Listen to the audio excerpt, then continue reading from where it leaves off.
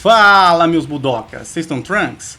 O Kazaki na área e hoje eu tô aqui pra gente dar uma bela passada pelo novo volume 24 de Dragon Ball Super, que acabou de ser lançado no Japão, dia 4 de abril de 2025, e tivemos várias coisas interessantes, vários extras, então bora dar uma passadinha por isso, começando aqui pela capa, como se a gente tivesse realmente com a edição nas mãos, né, que tem essa ilustração interessante do Toyotaro, que na época me desagradou um pouco, mas após ver toda ela arte finalizada, com essas auras diferentes de cada um, com raios ali, com o fogo do Piccolo e tudo mais, e a composição aqui na capa eu acabei achando interessante, ainda que ela trabalhe algumas coisas curiosas, como o Orange Piccolo não aparecer nesse volume, né? Então o Toyotaro decidiu reunir toda a galera e mostrar eles no seu ápice, mas também não casa totalmente com o volume. Ainda assim é um fanservice interessante e também um pouco significativo para algumas coisas nesse volume, em especial a luta ali de pelo menos 4 personagens, né? Gohan, Goku, Vegeta e Broly.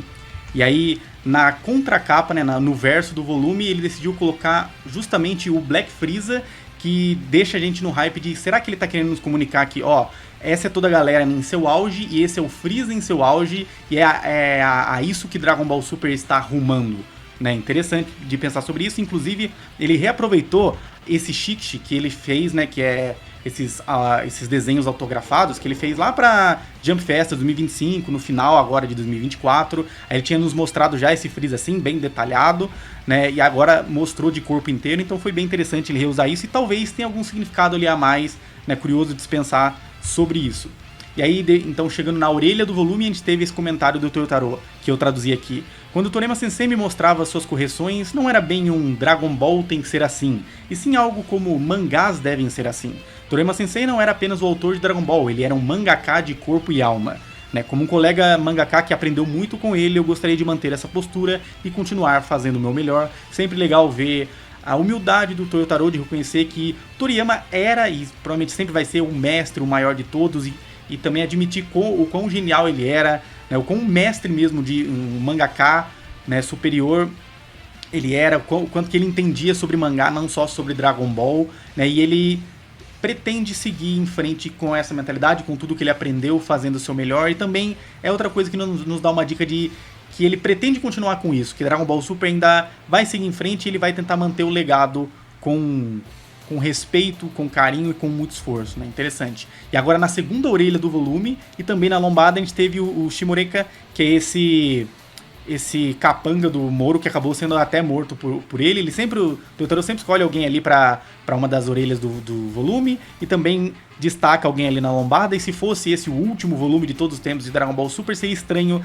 acabar assim do nada, né? Então isso também indica de que vamos ter continuação. E aí quando você tira a sobrecapa, que os volumes japoneses têm aquela sobrecapa, você se depara com essa capa interna que tem essa ilustração, né? Normalmente as capas internas, né, elas espelham as externas, né, como a gente consegue ver aqui no caso dos volumes do volume 23 de Dragon Ball Super, que tinha ali o Cell Max, o Gohan e o Piccolo de fundo, e aí quando você vê a capa interna, ele tá espelhado, mas obviamente diferente, né, aí tem o Gohan e o Piccolo na frente e o Cell Max de fundo. Uma pena que ele não fez essa brincadeira aqui, todo mundo tava curioso sobre como que ele ia tentar espelhar talvez a galera, talvez fosse só uma ilustração deles no modo normal de cada um, já que tava todo mundo transformado, mas não, ele decidiu reaproveitar essa ilustração que o Toyotaro já tinha feito, soltado há algum tempo, como divulgação do capítulo lá 104, o one shot de Dragon Ball Super. Então não tivemos isso, mas aí entrando, né, adentrando mais volumes, temos o índice, e aqui a gente consegue ver, né, o índice com os capítulos 101 a 104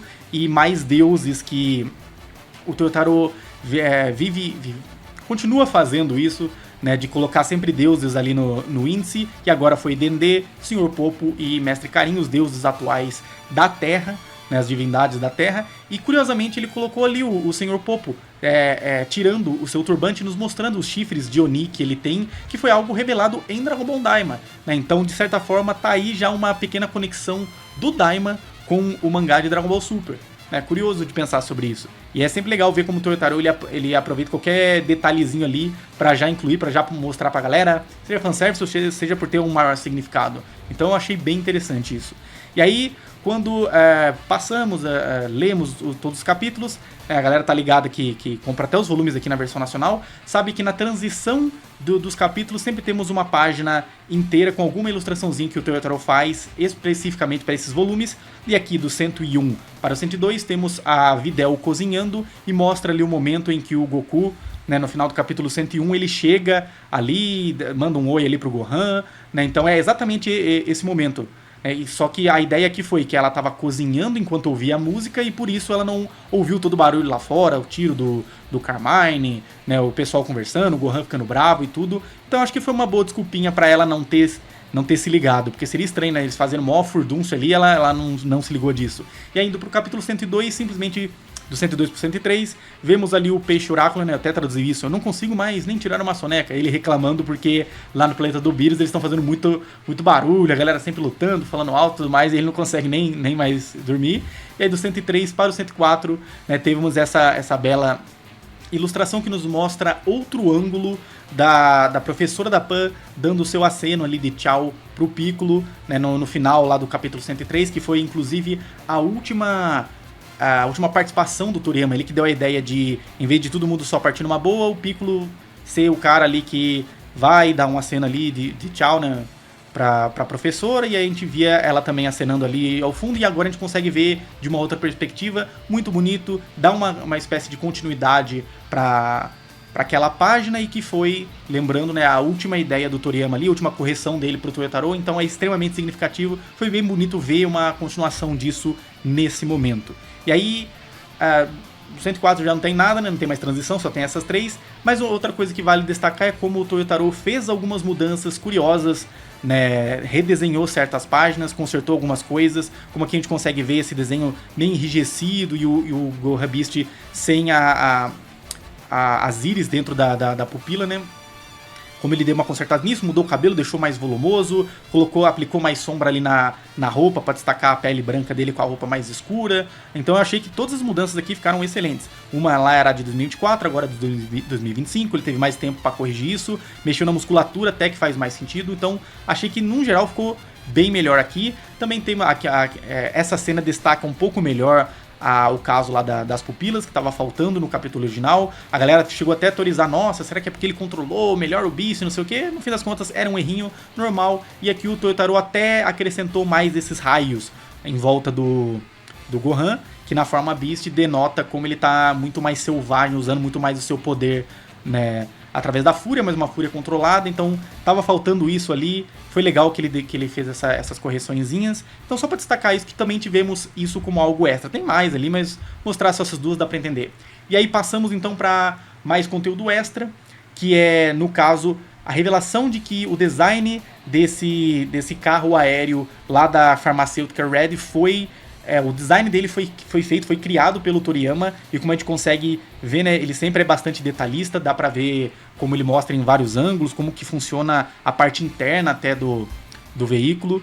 Então é sempre legal, é bom saber que ainda tinha mais coisas do Toriyama pra nos mostrar, né, já que já faz mais de um ano que ele faleceu, mas ainda tinha coisas interessantes pra nos mostrar, os últimos designs dele, e também ver, né, o quão detalhista ele era pra essas coisas. Ele não fazia um negócio qualquer ali. Tipo, o veículo aparece por alguns quadros só, poderia fazer meio que de qualquer jeito, mas não, ele era detalhista ao ponto de pensar, né, em como ele funcionaria, visto de todos os ângulos, né, muitas vezes ele mostrava até um maquinário ali, como é que ele funcionava e tudo mais pra galera, principalmente quando era a galera da animação. Então é sempre legal ver um pouco mais do espírito do Toriyama aqui em Dragon Ball Super. Então chegamos nesse pós-fácil escrito pelo Toyotaro, onde ele detalha várias coisas interessantes da construção e desenvolvimento desse arco. Vamos ler aqui. Pós-fácil. A história de origem do Saiyaman X, que eu consegui incluir no final desse volume, é uma adaptação em mangá com detalhes adicionais com base em um texto escrito por Toriyama Sensei. Enquanto trabalhava no Saiyaman X, como uma prequela do arco Super Hero, o Sensei compartilhou uma história com a anotação: depende de você se isso será usado na história principal ou não. Senti que seria muito desperdício deixá-la de fora, então eu quis adaptá-la para um mangá. No entanto, como a prequela do arco Super Hero era limitada a 3 capítulos, capítulos 88, 89 e 90, eu não tive escolha a não ser abandonar a ideia. Em vez disso, me permitiram desenhar 3 capítulos cobrindo eventos pós o nascimento do Saiyaman X. No entanto, quando chegamos à conclusão do arco Super Hero, essa era uma história que eu simplesmente não podia deixar de contar, e eu tive a sorte de ter o meu pedido atendido, permitindo-me apresentá-la como um one-shot, que foi o caso do capítulo 104. Obrigado por lerem, com isso o arco Super Hero está oficialmente completo, deixando claro aqui, né, finalmente que acabou. Não tem mais prequel do prequel, e sequência pós-fácil, não sei o que, vai ter mais alguma... epílogo, no caso, vai ter mais alguma coisa? Não, agora acabou, né? Mostrou tudo que abrange o grande arco Super Hero, que se tornou até que um arco um tanto longo no mangá, né? Expandindo bastante o filme Super Hero. E o mais importante é o que ele acabou deixando aqui no final. Fiquem ligados para o que vem a seguir, que se as outras coisas nos davam dicas de que Dragon Ball Super iria continuar, aqui tá deixando praticamente certo, de que sim, teremos continuação. Né? No mínimo a gente vai ter novas histórias pelo Toyotaro. Não sei se eles vão querer mudar o nome da marca, não sei o que, acharia meio nada a ver. Eu acho que eles vão continuar assim. O arco do Black Freeza aí tá num hype absurdo pela galera, todo mundo quer ver os personagens no auge, então faz sim muito sentido eles continuarem, e isso aqui reforça ainda mais. E aí, para fechar com chave de ouro, tivemos essa linda homenagem de Toyotaro para o seu eterno mestre Akira Toriyama, Toriyama's World Forever, o mundo de Toriyama é eterno, que ele fez nessa espécie de colagem com várias ilustrações, que muitas que ele já tinha feito antes, outras novas, mais esse Goku no centro que é novo, ficou muito bonito, né, ficou bem desenhado, e é bem emocionante, né, ver como ele aproveitou esse último volume encadernado que demorou pra caramba pra sair, talvez até por causa das tretas dos direitos autorais da franquia, não dá pra saber, e agora ele conseguiu nos mostrar a sua homenagem eternizada neste volume 24, que também foi o último com alguma participação do Toriyama, então fazia sentido terminar honrando o legado do seu mestre, né? Muito legal. E pra entender tudo isso que tá se passando aqui, eu fiz algumas montagens pra gente saber melhor quais são todos os personagens aqui, começando com o Dr. Slump, né, Arale e o Dr. Senbei, né, que é o tal do Dr. Slump da história, e aqui no caso são os designs, os redesigns que o Toriyama fez em 1997 para a produção do anime. Ali eu circulei em vermelho todo mundo para deixar claro onde estão cada um. Depois tivemos Cashman, Saving Soldier Cashman, que é uma história de 1991, que o Toriyama, de 90 a 91, que ele lançou lá na Shonen Jump, né? Inclusive essa história inspirou algumas coisas que a gente veria depois com o Grand Saiyaman. Depois indo por ordem cronológica, né? Dub and Peter, em 92, os dois personagens aqui. Aí em 94 tivemos Go-Go Eggman, que é o personagem que parece o Trunks, né? O Kid Trunks. Depois o Alien Peak, em 96, sendo a primeira obra curtinha do Toriyama pós ter encerrado o Dragon Ball, né, o mangá de Dragon Ball lá na Shonen Jump. E tivemos Tokimeka, depois em 98, né, Majin Murano Bubu, né, essa historinha aqui, que até lembra um pouco o Koa que ele ia fazer depois, né, que é esse aqui, que no caso até foi lançado aqui pela editora Conrad, a gente espera que uma hora seja relançado pela Panini, historinha muito legal, inclusive o Toriyama dizia que era a preferida dele, né, o Koa. Aí depois aqui a gente tem o Kadika, também uma historinha excelente que foi lançada aqui pela editora Conrad. Esse Hagyo no Mahi Mahi, uma história só de 9 páginas sobre a vida desse peixe específico aqui, que Toriyama adorava animais, então entrando ali mais na era digital, ele começou a fazer historinhas cada vez menores, mais focadas nas coisas que ele gostava. Legal que o Toyotaro foi ao ponto até de fazer, né, a referência, até difícil de enxergar esse bichinho aqui, né, e o Toyotaro tá ligado, né, em todas as obras, então... Muito legal ver isso. Nekomadin, que é um dos que mais fez sucesso dele. A gente tem os 3 gatinhos aqui em cima, né? Até o outro aqui fazendo um Kamehameha. E aqui foi tudo compilado depois, lançado. Foi lançado pela editora Conrad aqui também. Aí Ryotan, que é outra história curtinha, totalmente colorida e bem desconhecida dele. A gente consegue ver o personagemzinho aqui no ombro do Goku. Aí Sandland, que dispensa apresentações, né? Uma das histórias curtinhas mais famosas do Toriyama, dá pra ver o Beelzebub ali. Inclusive ganhou filme e até expansão em anime recentemente. Fica a recomendação. Tokyo the Angel, que é essa história que é tipo um livro ilustrado, colorido, meio infantil, não é exatamente um mangá. Uma abordagem diferente do Toriyama, bem interessante. Teve recentemente tradução pelo Kame-sama Explorer. Fica até a recomendação. Muita coisa que você vê aqui, se achar interessante, né? Você pode jogar simplesmente no Google para ler online. O que tiver oficial fica a recomendação para ir atrás, mas o que não tiver, procurem lá no site do Kame-sama Explorer, que provavelmente vai encontrar as traduções. Só uma outra coisa que não tem.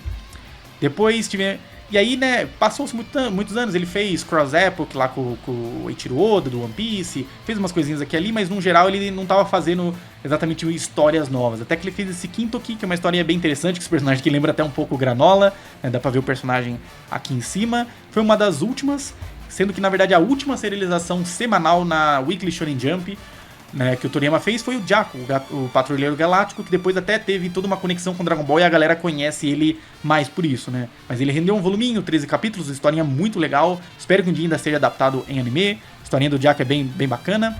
E aqui no final fica também pra mostrar que o Toriyama, o Toyotaro, ele reaproveitou essas ilustrações que ele vem fazendo há uns bons anos já, para um projeto mensal onde ele desenha personagens que não apareceram em Dragon Ball Super. E aí, após o falecimento do Toriyama, ele começou a desenhar esses personagens aqui das histórias curtinhas do Toriyama, e a gente não sabia exatamente porquê, se era só uma homenagem, não sei o que. No fim das contas, serviu para fazer essa bela homenagem com essa montagem, e ele até nos mostrou mais que provavelmente vão vir aí, né? Porque ele reaproveitou esses 9, né? O Jaco ali, no caso, é da orelha do volume 20, né? Aqui a gente consegue ver isso, mas ele aproveitou esses 9 personagens e mostrou mais 6 novos, então talvez ao longo de 6 meses vamos ter a ilustração completa com alguns comentários do Toyotaro sobre isso, e também fica o adendo de que talvez ele se focou mais nessas obras dos anos 90 pra frente, porque foi a década em que o Toyotaro estava ali com uns 10, 12 anos, ele cresceu mais tendo contato com essas histórias do Toriyama,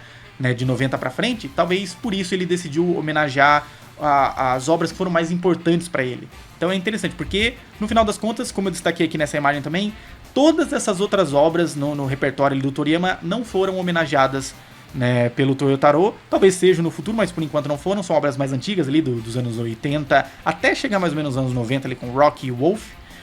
Então fica esse adendo de que ele não homenageou todas as obras, mas ainda assim foi uma bela homenagem. Foi muito legal ver isso que ele fez pelo Toriyama, eternizado ali no volume 24 de Dragon Ball Super. E é isso, chegamos então ao final do volume. Quando sair aqui no Brasil, provavelmente esse volume vai se tornar um dos mais cotados pela galera. É o último que teve dedo ali do Toriyama, teve participação ativa ou indireta dele, e carrega todas essas homenagens. Foi muito legal, muito bonito. Mas me digam o que vocês acharam. Se curtiram, curtam, compartilhem o vídeo, se inscrevam no canal, hype o vídeo se estiver no celular, comenta alguma coisa aí pra engajar em qualquer coisa, diz o que você achou de verdade dessas homenagens. Foi bonito, foi interessante, e até a próxima, galera. Valeu!